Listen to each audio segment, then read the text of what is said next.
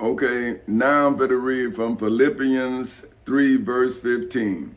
That says, let us therefore, as many as be perfect, be thus minded. And if in anything ye be otherwise minded, God shall reveal, for which is defined as to make known through divine inspiration, even this unto you.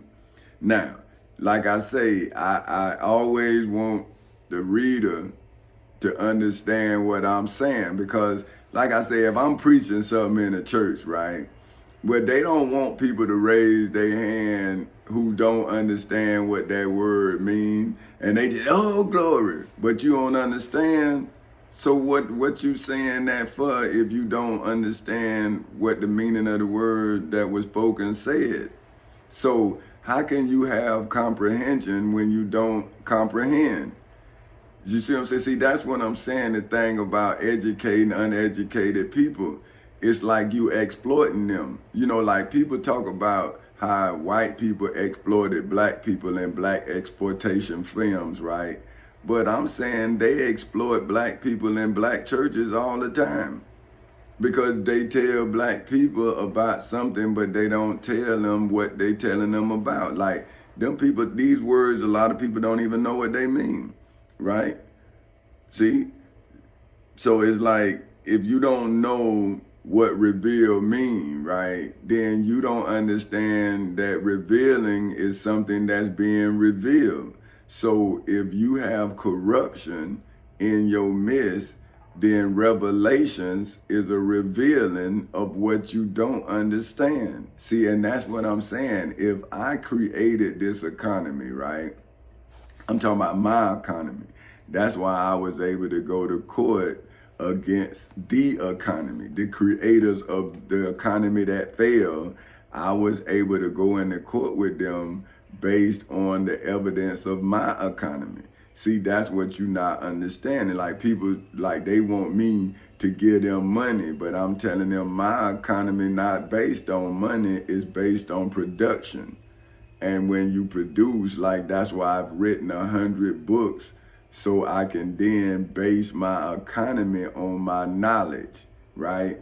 But I have so many, see, it's like, how do a slave know the way out of slavery when they slaves? If they knew the way out of slavery, they wouldn't be slaves no more. See, so that's the problem with finding prosperity in your enslavement. You become an enslaver of yourself. So if you do business like a slave owner, right, then why wouldn't you be a slave owner in your business? You doing business like a slave owner. See, and that's what I'm saying. See, I'm not like Moses. See what I'm saying? Because I worked in the fields.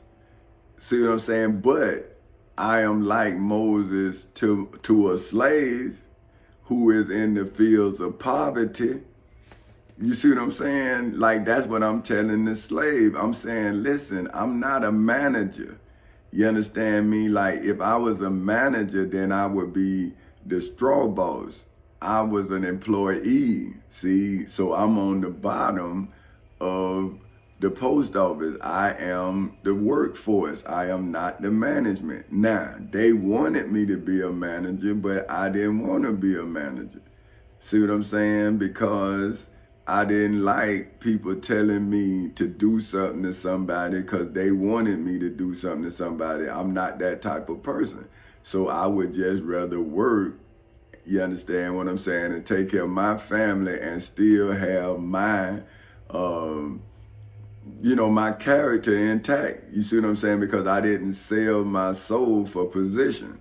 I just worked my position so I could afford my soul. See, when the devil came against me, I was monetarily wealthy as well as mentally wealthy to morally bankrupt my enemy.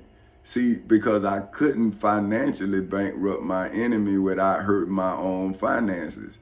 See, because I understood that America is a brand and the currency is for anybody who have an asset to sell.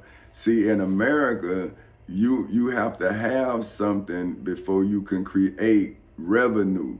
See, so if all you have is a skill, then you need to be hired labor in order to then work in this economy. See what I'm saying? So that's why you work, but you don't have a living wage.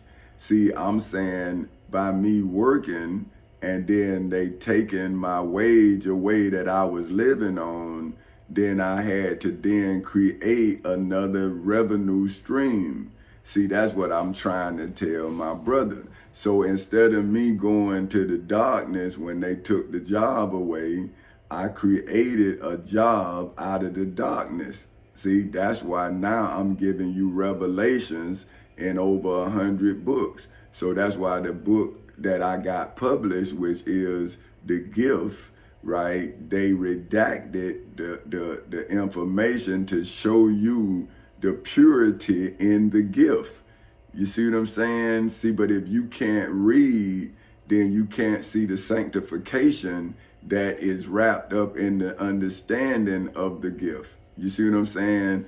If you, but what I don't understand that if you can read the Bible to show yourself approved, then why you can't read the gift to see the essence within inside of the words? See, so it's the same words, right? But why you can see one as a blessing and the other as a curse? Because the other has to be judging you and the other you using to steal from the people that don't understand it. You see what I'm saying? So here it is, you know, Philip, what is it? Philippians 3 verse 15. See, I get a little, but you know, let us therefore as many as be perfect, right? So this is what I was telling y'all earlier in one of my books where I say I had to grow from imperfection to perfection perfectly. Now this, when I'm reading this, right, Philippians 3 verse 15 says, let us. So that's let us. See, that's more than one. Therefore, as many be perfect. So now I'm saying perfect, it to me is an understanding of perfection. See, because if I don't know what I deem perfect, I can't perfect what I believe is perfect. See what I'm saying? So if you keep a slave thinking that they can't perfect nothing, then the slave will only specialize in being a slave. See what I'm saying? But if you teach the slave to become perfect, then the slave would then see value in their perfection.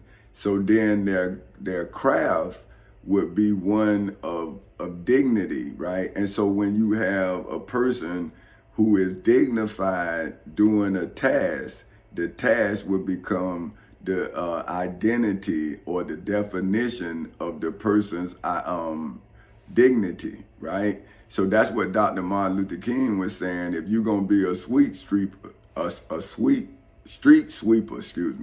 then be the best street sweeper you could be, because it's not the job, it's the person doing the job, right? So see, you can have pride in whatever you do.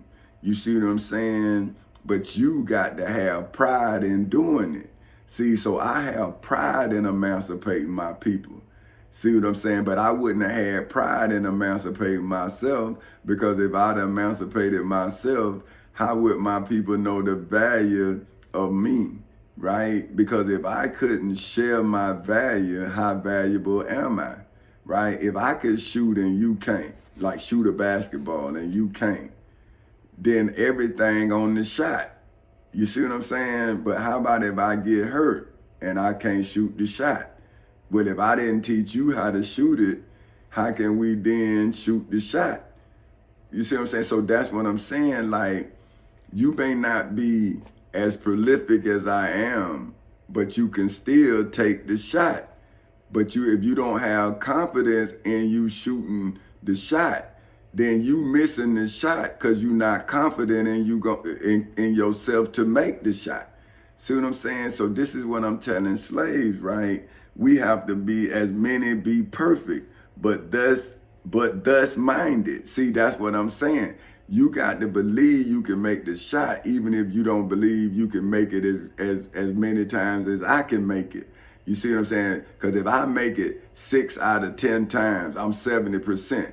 But if you can make it 5 out of 10 times, that's 50%. But if you think you're going to make it like me and you want to be just like me, you might miss the one shot, man, that we had a 50-50 chance of you making. But you worrying about me and you done missed the shot.